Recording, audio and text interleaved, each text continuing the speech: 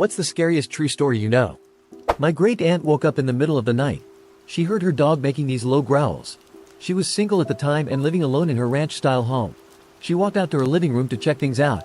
She didn't see or hear anything out of the ordinary. So she decided to make sure her door and front windows were locked. Door was locked. First window she checked was locked. When she lifted the mini blind on the second window, it was wide open and a guy in a ski mask was standing there. She said he laughed this evil laugh and said party time. He then started to climb in. She screamed that she had a gun. Her dog started barking his head off. The would-be rapist decided to bolt. My aunt did get a gun after that and learned how to use it. I can't even think about what would have happened to her if she didn't have her dog to warn her. James Bulger. He was just 2 years old and with his mom running errands. She let go of his hand to pay the cashier, and he wandered away. Two 10-year-old boys spotted him, lured him toward them, took him by the hands and led him away. They took him to a remote location, pushing and kicking at him the whole time.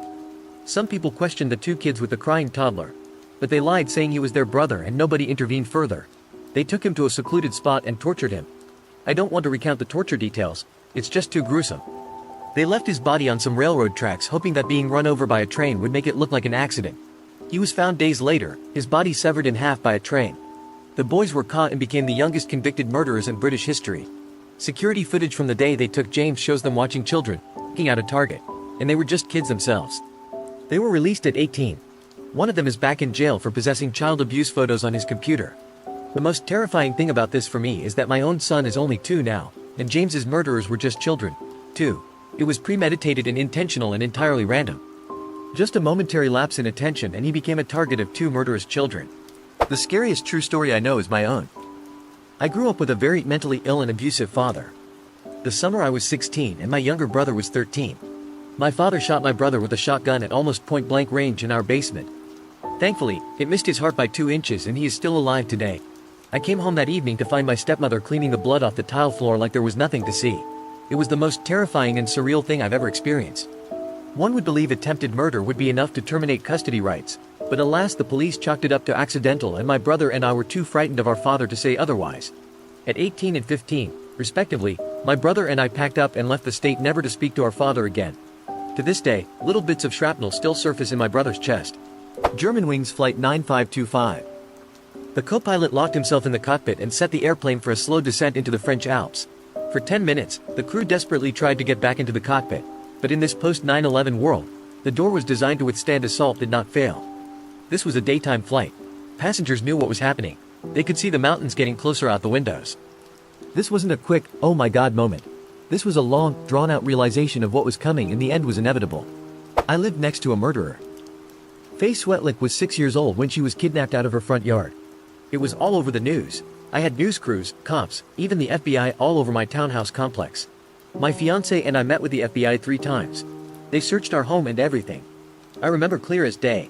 My fiancé FaceTimed me as the cops were digging through the trash cans directly in front of my townhouse. They pulled out her boot and a bloody knife. Then they found her body, dumped maybe 300 feet from my house. He had watched them find the murder weapon. Dumbass put it in a trash bag along with his other mail. He went to his back porch and opened his own throat. It's crazy. I had conversations with the guy. I never knew he was a psycho. This all happened a year ago. A woman who went to my regular pub was out with her friend during the day and in the evening she missed a bus home and ended up in another pub. She was tipsy and ended up going home with a man who lived with another male. They both had an obsession with serial killers and murdered her, and after they killed her they chopped her body up. They spent the next week putting her body in plastic bags and hiding them in bushes, etc. They were caught pretty quickly and thankfully are in prison for life. The day she went missing I saw her in the pub with her friend, and stood in the smoking area with her laughing about a pigeon who was chilling too. I have a video where she is in it, and she makes a joke, just hours before her death. I think about her nearly every day. It's something that is sort of traumatizing and she did not deserve such a cruel ending to her life. When I was 7 I was raking rocks in my aunt's front yard and a beat-up pickup truck pulled up. The man got out, fiddled with something under the hood and then closed it. He asked me, "Hey kid, do you know how to pop a clutch?" Spending my childhood on a farm, I did indeed know how. Yes, I responded. "Give me a hand real quick," he said. So I started walking towards his truck. At the last second my mom called out to me from the garage and I turned around to see what she wanted. I heard the door slam, the truck start, and he drove away. That memory never really came up until one day. About 30 years later I jump up after laying down to go to bed when out of nowhere it came back and it hit me. This guy was trying to kidnap me. It still freaks me out thinking about it.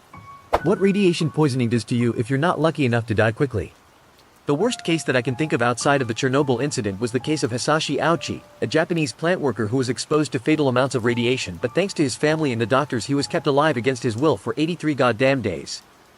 A week into the hospital he said, "I can't take it anymore. I am not a guinea pig." Yet the doctors continued on. When he died, all of his skin had fallen off. All of the skin grafts had fallen off. He'd lost multiple limbs, and he was suffering heart attacks multiple times a day. There are pictures of him on his hospital bed that if you've been around the internet long enough you'll know as part of the original Shocking Images collection. It looks like it came straight out of a torture movie. I sometimes work on the grounds of a nuclear power plant and always said that if the worst happened and I was exposed to a lethal amount of radiation that I would just kill myself rather than suffer something like that. Happened to my boss's best friend when they were around 17 years old. Best friend's parents were out of town one weekend and she had the house to herself. Went about her business having dinner, watching TV, then decided to go to bed. She was lying in her bed with her back to her closet when she heard the door open. She somehow pretended to be asleep. The man who was hiding in the closet walked around her bed to the side she was laying facing, gently stroked her hair and face, then left.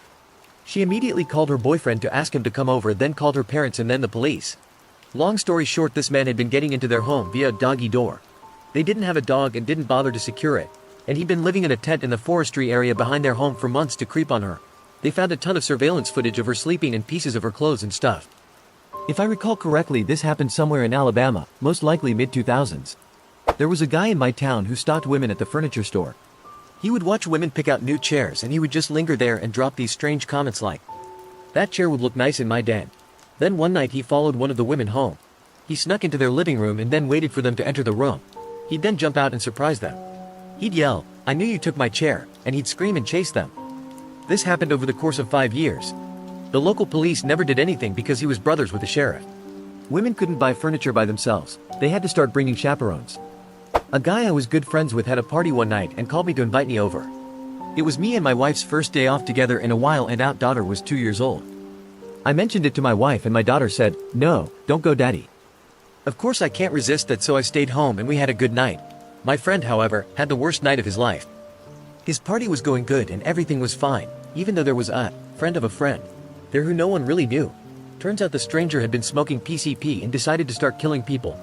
He took a butcher knife and slashed 3 people's throats.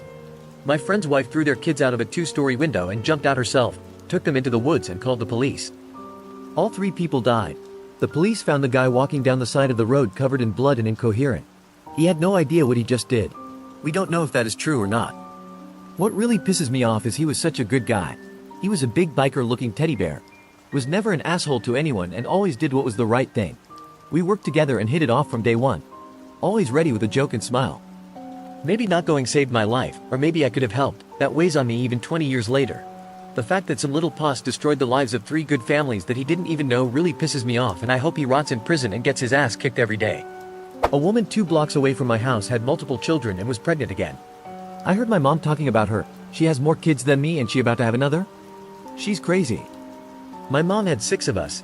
One day the lady wasn't pregnant anymore, and there was no baby to be found. Someone told the police about it. The police questioned them and raided their home. They found the newborn dead and stuffed in the freezer. A few years ago, a dude dressed as a clown came to a camp one went to. Apparently he broke into the cabin I was staying in and stole stuff from some people in my cabin. He took primarily cash and a phone that kids had on them. I saw him there, but I was so young I didn't think much of it. Apparently they couldn't find him because of the gloves he wore and his full body costume. All of the kids had their stuff replaced, but the craziest part is a few of us heard a scream that could not have come from a grown man that came from the road. That dude was weird and it was terrifying as an 11-year-old. Someone close to me suffers from schizophrenia and the voices convinced them that they would chop up their significant other and child and should end their life. They tried to do that and thankfully their significant other got home early to see smoke bellowing from the kitchen. Both of them were safe. That's how the significant other found out that they had schizophrenia. We got them all the help they could and they are doing a lot better now. This one kid back in the early 20th century named Bobby Dunbar. He went missing, and after like a year of searching for him, his parents came across a man with a kid who looked a lot like Bobby. They believed it was their kid, and after a legal battle with the kid's supposed mother, they brought the kid home. They threw a whole parade due to the missing kid's return. He lived and died believing he was, in fact, Bobby Dunbar. Well, a few decades later, his granddaughter asked Bobby's nephew for a DNA sample so she could see if her and Bobby's nephew were related. Turns out, they weren't. Meaning the real Bobby Dunbar is still missing and probably died alone without his parents. If you guys like this video, please drop a like and subscribe, and also check out my Instagram account Scary Time that is linked in the description. And as always, stay scary.